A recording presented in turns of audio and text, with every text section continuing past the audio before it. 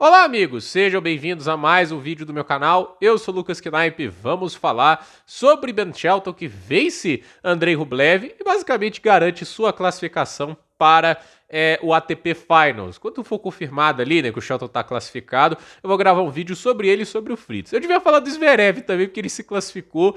Eu meio que dei uma ignorada nisso, então peço desculpas. Mas falando desse jogo em específico, que baita atuação do Shelton, né? Poxa vida, como jogou bem hoje, né? Como ele conseguiu se impor perante o Rublev, e o Rublev jogando bem, né? Tipo, não é uma atuação do Rublev que eu acho que foi ruim, né? Eu acho que é um Shelton que me surpreende o quanto que ele melhorou o backhand dele, tanto para conseguir dar mais pancadas, como o timing para usar os slices, né?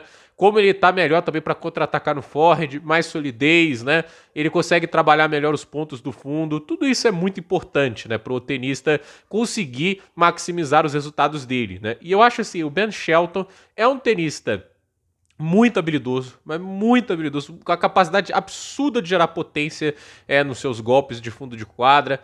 Ele é um cara com potencial, sim, para brigar por grandes lãs, para brigar por grandes títulos. Não à toa essa temporada conquistou seu primeiro Masters 1000 e a gente consegue entender o hype, né? Isso tudo vem com a assim, tipo, para ele conseguir chegar a todos esses objetivos, a capacidade dele de escolher melhor como usar esses recursos e como mentalmente administrar um jogo que está difícil e que o adversário está incomodando ele, né? E hoje ele enfrentou um cara que, a meu ver, é muito bom no fundo de quadra, distribui os golpes super bem, mas fica nítido, né, que o Shelton, para mim, tem um repertório mais vasto que o do Rublev, mais variações, mais mudanças de ritmo, e a questão é, né, tipo, ele conseguiu aguentar o volume que o Rublev era capaz de produzir, e ele conseguiu contra-atacar super bem. E essa é a questão, né?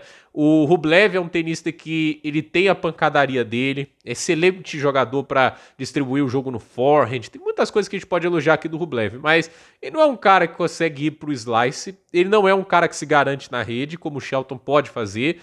Então, assim, no final, a gente olha para ambos, né? O potencial do Shelton, inegavelmente, é maior, porque o Shelton tem capacidade de fazer mais coisas dentro de quadra, né?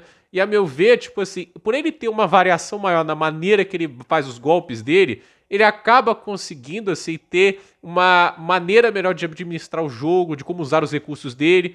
E a gente vê ali resultados muito positivos para o Ben Shelton nessa abordagem dele de tentar mudar muito o ritmo, um contraste muito grande, né, entre forehand e backhand, né? Um forehand que quase sempre tem um giro muito grande, um peso muito grande, um slice que é muito bem feito de backhand, né? Tipo um slice que consegue escapar da raquete dos adversários com boa curva, com ótimo efeito, um controle muito bom e assim, uma bola com menos peso. Então, ele te dá pouco tempo de bola e ele tem recursos para se defender e para te atacar. Então, assim, o potencial tá ali.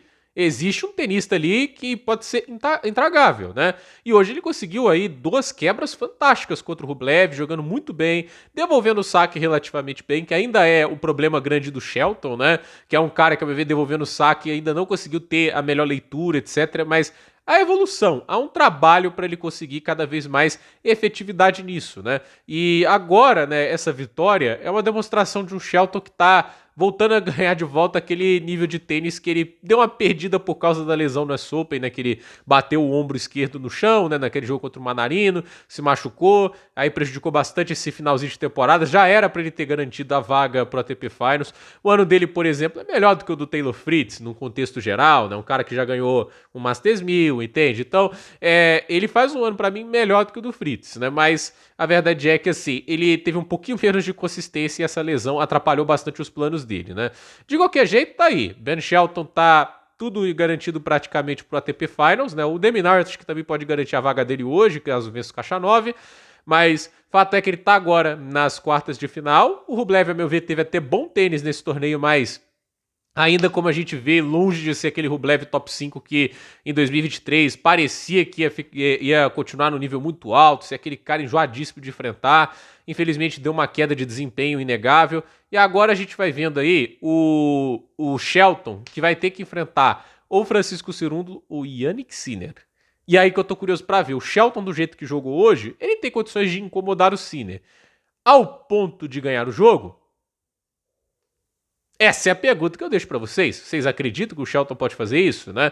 Porque assim, o Shelton não ganhou sets do Sinner desde o primeiro jogo que eles tiveram, que o Shelton ganhou em Xangai no ano passado. Então assim, o Shelton teve um jogo contra o Sinner, na primeira vez que eles se encontraram, que ele conseguiu levar melhor. Mas desde então, nem conseguiu ganhar sets se ele conseguiu. E olha que teve oportunidades, principalmente no Australian Open, né? Mas será que essa versão do Shelton, né, tipo, consegue fazer um pouco mais de estrago nessa quadra mais lenta, né, onde a capacidade dele de gerar potência, essa variação que ele consegue trazer, pode ser uma combinação muito interessante, né? Essa é a dúvida que eu tenho. Se ele conseguir, muito bom para o tênis, né? E ele pode trazer, quem sabe, mais dúvida à cabeça dos grandes protagonistas, porque para mim o Shelton tem o talento, ele tem a qualidade para bater de frente com o Sinner e com o Alcaraz.